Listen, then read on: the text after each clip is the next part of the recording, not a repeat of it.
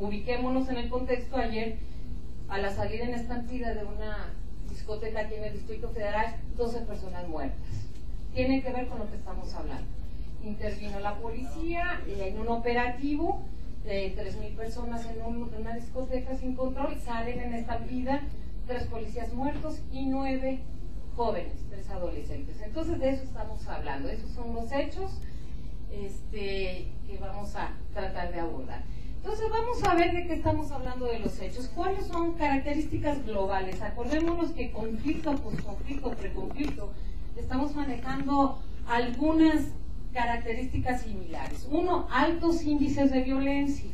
Por eso los antropólogos y psicólogos de la violencia están siendo muy convocados a los que trabajamos seguridad y conflictología. Entonces todo el cuerpo teórico de la violencia nos está haciendo una herramienta útil.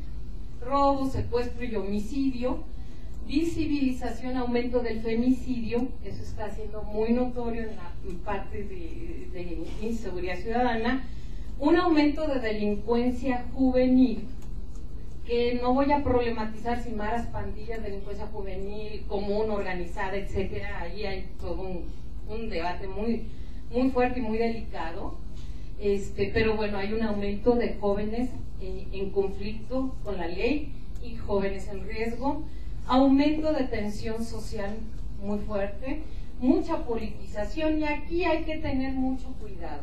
El tema de seguridad ciudadana ha sido parte central de plataformas programáticas en procesos electorales, como en Guatemala recientemente. La campaña electoral más fuerte del general Otto Pérez Molina era mano dura.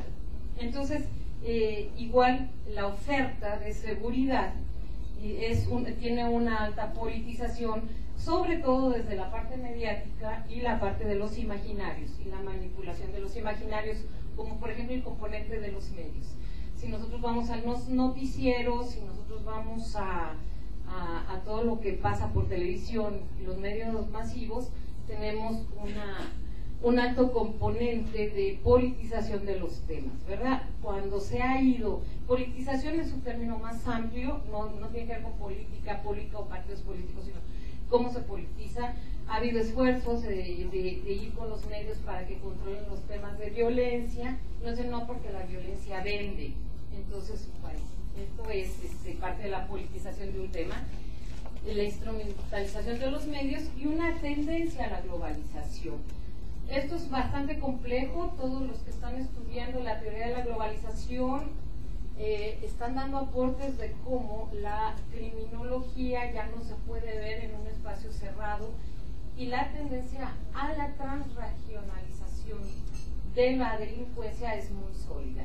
Estamos hablando que las fronteras ya son muy porosas a través de medios como la movilidad humana, la movilidad, la telefotoinformática, la movilidad de capital.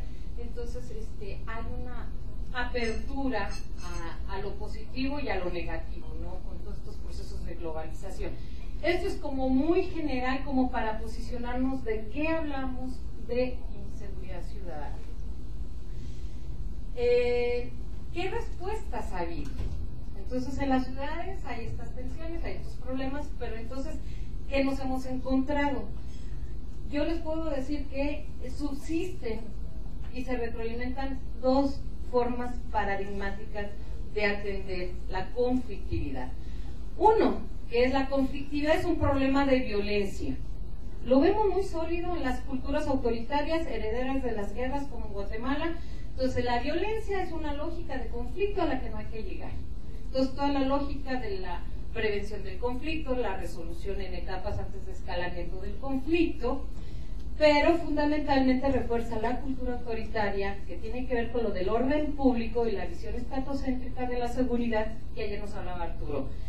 Entonces, lo que hay que hacer con la conflictividad, hay que eliminarla, es decir, que se actúa desde las consecuencias. Bueno, si las maras, los migrantes, los jóvenes y las organizaciones sociales están causando conflictos, pues hay que eliminarlos, meterlos al bote y reprimirlos. Entonces se actúa desde las consecuencias y es una visión represiva de la seguridad que se está reposicionando con las agendas antiterrorismo.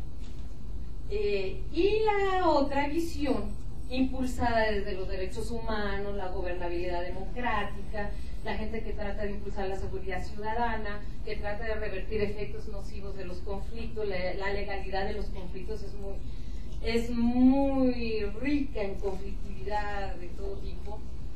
Aquí, ¿qué se plantea? Que yo creo que es el punto de encuentro que nos puede tener aquí.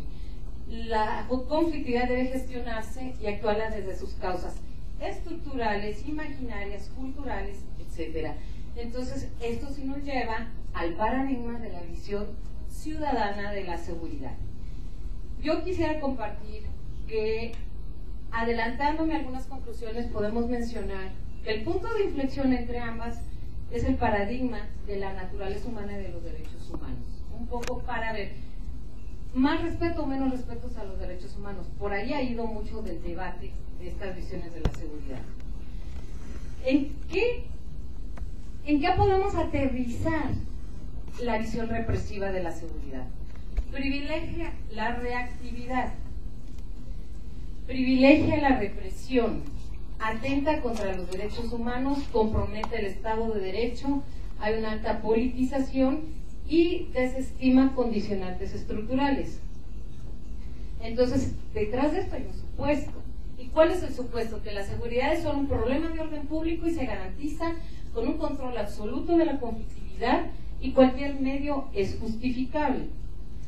Por el contrario, ¿cuál es la visión ciudadana de la seguridad? Privilegia la prevención, la rehabilitación, la gestión del conflicto, se fundamenta en los derechos humanos, fortalece el Estado de Derecho y desde el empoderamiento ciudadano y parte de condicionantes estructurales.